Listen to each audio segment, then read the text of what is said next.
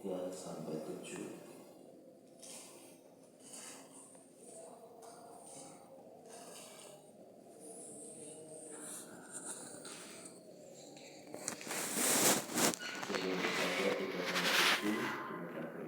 Terpujilah Allah, Bapa Tuhan kita Yesus Kristus, Bapa yang penuh belas kasihan dan Allah sumber segala penghiburan. Yang menghibur kami dalam segala penderitaan kami, sehingga kami sanggup menghibur mereka yang berada dalam bermacam-macam penderitaan dan penghiburan yang kami terima. Kami terima sendiri dari Allah. Sebab sama seperti kami mendapat bagian berlimpah-limpah dalam kesengsaraan Kristus, demikian pula oleh Kristus kami menerima penghiburan berlimpah-limpah. Jika kami menderita, hal itu menjadi penghiburan dan keselamatan kami.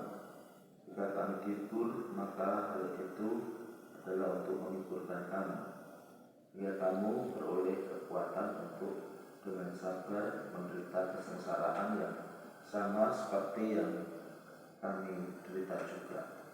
Dan pengharapan kami akan kamu adalah teguh, karena kami tahu bahwa sama seperti kamu turut mengambil bagian dalam kesengsaraan kami juga turut mengambil bagian dalam penghiburan kami.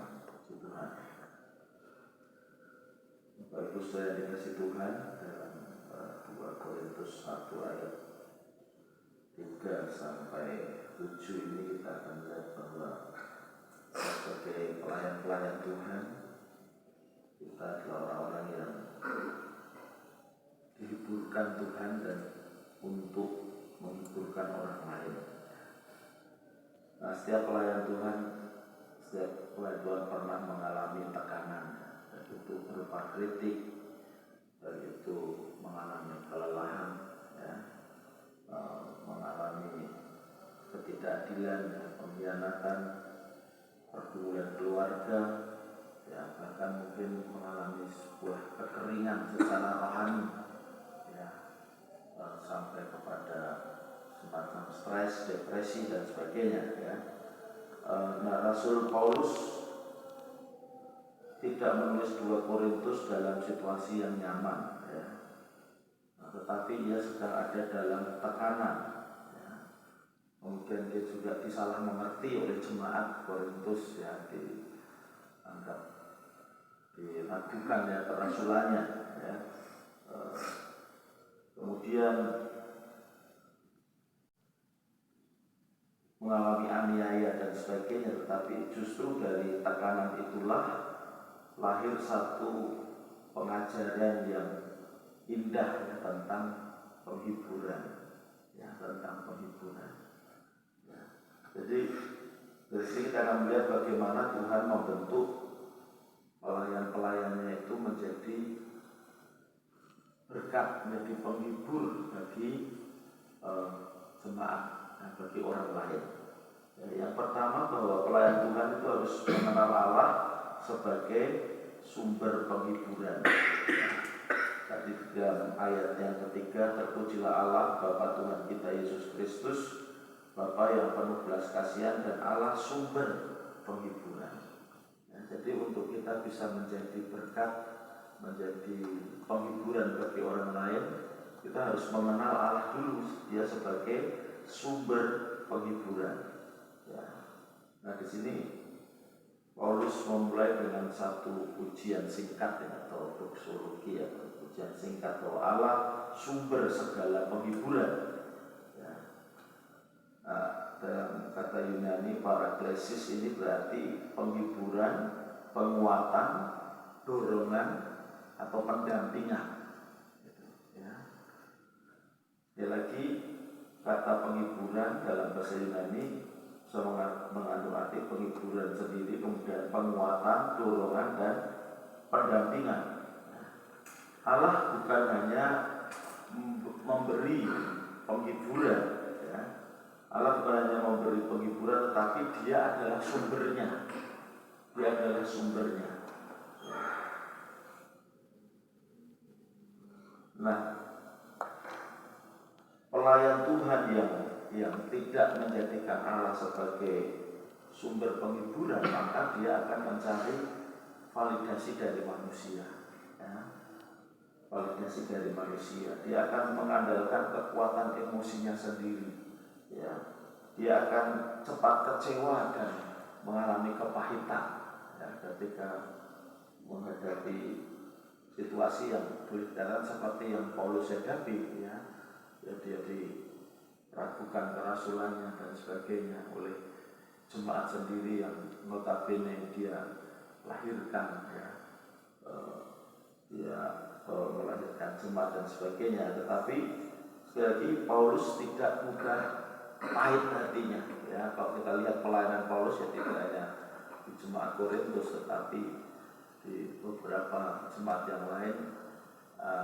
Kalau secara manusia dia bisa mengalami kepahitan, ya, mengalami kekecewaan, tetapi kita lihat bahwa Paulus tidak mencari validasi dari manusia, ya. Paulus tidak mengandalkan kekuatan emosinya, ya. Paulus tidak cepat kecewa dan mengalami kepahitan.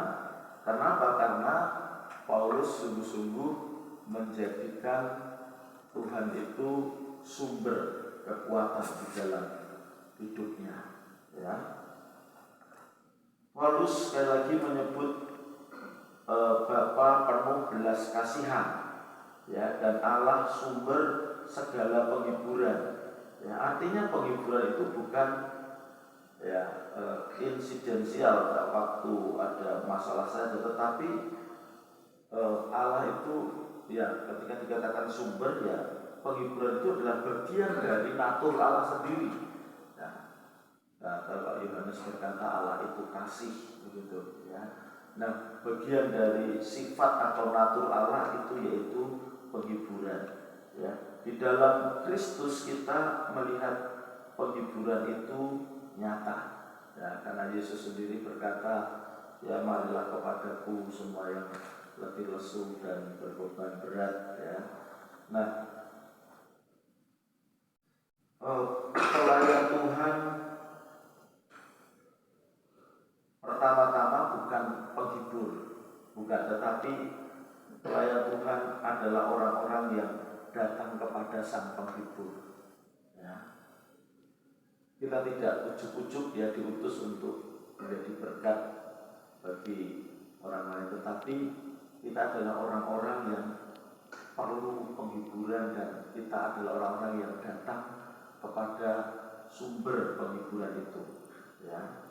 Sumber penghiburan itu, ya. Nah, seperti sumur, ya, jika ember itu tidak pernah diturunkan ke dalam sumbernya, ya, dalam sumur itu, ya, ia akan kosong, ya, dia akan kosong, menjadi ember yang kosong. Tapi ketika dia masuk dalam sumur itu, ya, dan mengambil air dari sana, maka dia akan penuh dengan air, ya. Pelayan Tuhan yang tidak pernah turun dalam doa, ya, menjadikan Tuhan sumber penghiburannya, ya, dia akan sulit untuk bisa menjadi pelayan bagi orang lain, ya. Dia akan menjadi pelayan yang tanda petik kosong saat melayani. Tetapi ketika kita sungguh-sungguh, ya, datang kepada Tuhan, ya, sering terus mengisi hidup kita dalam hidup kita juga ada banyak pergumulan, banyak masalah, dan kita terus menerus datang kepadanya, kita terus merendahkan diri kepadanya, kita terus turun di dalam doa, ya, maka kita bukan menjadi ember yang kosong, tetapi kita menjadi pelayan Tuhan yang dipenuhi dengan penghiburan dan sukacita daripada Tuhan, ya. Mari kita terus belajar menyiapkan hati kita dalam melayani Tuhan, dan kita memiliki waktu-waktu pribadi dengan Tuhan, ya, bukan hanya untuk pelayanan, tetapi untuk kita membangun diri kita sendiri, ya. Yang kedua, bahwa pelayan Tuhan diizinkan mengalami penderitaan supaya mengerti arti penghiburan, ya. Tadi ayat 4 dan 5, yang menghibur kami dalam segala penderitaan kami, sehingga kami sanggup menghiburkan mereka yang berada dalam bermacam-macam penderitaan dengan penghiburan yang kami terima sendiri dari Allah. Sebab sama seperti kami mendapat bagian berlimpah-limpah dalam kesengsaraan Kristus, ya bukan hanya sedikit ya, tapi berlimpah-limpah dalam kesengsaraan Kristus, demikian pula oleh Kristus kami menerima penghiburan yang berlimpah-limpah. Ya, jadi Tuhan ya berkatakan dalam tanda petik sengaja yang mengizinkan kita ini mengalami penderitaan supaya kita dapat mengerti arti penghiburan itu. Ya. Paulus tidak berkata jika menderita, tetapi dia berkata dalam penderitaan kami. Ya. Jadi jangan berpikir kita sudah melayani Tuhan kemudian kita kebal terhadap penderitaan. Ya, kita akan terhindar dari penderitaan. Tetapi justru seringkali ya kita lebih banyak mengalami tekanan. Ya, mengapa? Ya supaya kita ini pelayan Tuhan tidak melayani hanya teori saja. Ya, tidak hanya teori saja, tetapi dari pengalaman kita bersama dengan Tuhan, pengalaman kita dihiburkan, ya di situ kita akan memiliki ya saudara pengalaman yang nyata. Ya. Nah, ayat 4 menjelaskan tujuan penderitaan itu supaya kami sanggup menghibur mereka yang berada dalam bermacam-macam penderitaan. Ya. Paulus dikatakan berlimpah-limpah dalam sengsara Kristus. Ya, dia tidak cari penyakit ya, tidak cari masalah, tetapi dia mengalami banyak penderitaan. Ya, bukan hanya sedikit, tetapi berlimpah-limpah dalam ketika mengalami penderitaan, dan puji Tuhan dia mengerti, memahami ya, bahwa tujuan Tuhan mengizinkan penderitaan adalah supaya dia mengalami juga penghiburan yang berlimpah-limpah. Ya, dan dia bisa menghiburkan orang lain, jemaat ya juga dengan berlimpah-limpah. Ya, puji Tuhan. Ya. Jadi Tuhan tidak menyia-nyiakan air mata pelayan-pelayannya. Ya. Luka yang diproses Tuhan menjadi alat ya bagi pelayanan ya, orang-orang yang siap melayani Tuhan. Ya.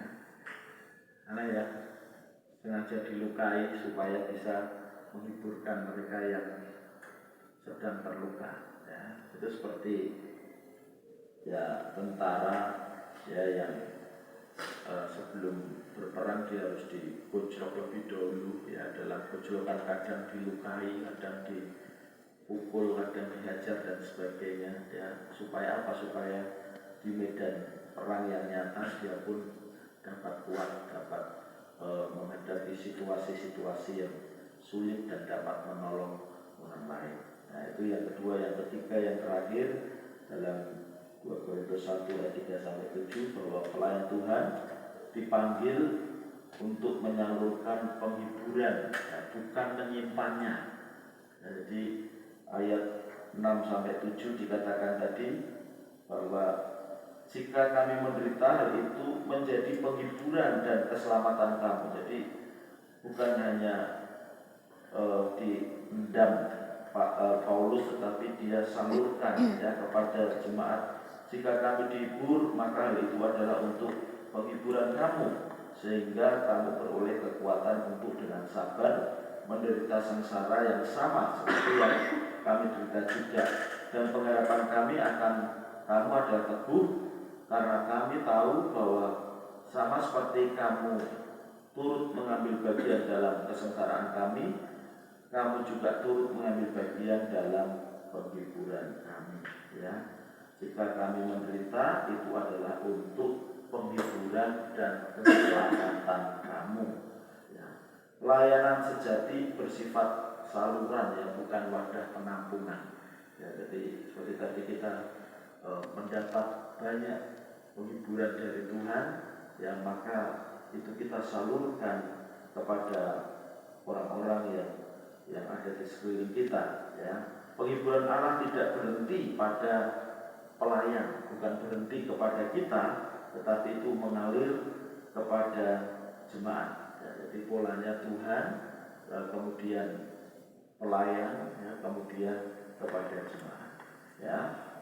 Nah, ayat 7 tadi menunjukkan keyakinan Paulus sebagaimana jemaat mendapat bagian dalam penderitaan, mereka juga mendapat bagian dalam penghiburan. Ya, jadi pelayan Tuhan semakin, ya, bukan meminta, ya, bukan minta, semakin kita diizinkan Tuhan mengalami penderitaan, maka percayalah bahwa itu sebenarnya kita sedang diperbesar kapasitas kita untuk semakin banyak menjadi berkat bagi orang lain. Ya, jadi mari kita belajar, ya, seperti lilin yang harus terbakar dulu baru memberi terang. Ya, demikian juga kita pelayan Tuhan dipanggil, ya, bukan hanya menjadi lampu pajangan, ya, lampu antik, bukan, tetapi menjadi terang dari setiap proses. Jadi mari kita terus belajar. Yang pertama, datang kepada Allah sebagai sumber penghiburan. Ya, jangan jadikan hal yang lain penghiburan kita, tetapi hanya Allah sumber penghiburan kita. Yang kedua, mari kita tidak menolak proses yang Tuhan izinkan terjadi dalam hidup kita. Dan yang ketiga, kita menyalurkan penghiburan yang telah kita dapatkan dari Tuhan. Tuhan memberkati kita.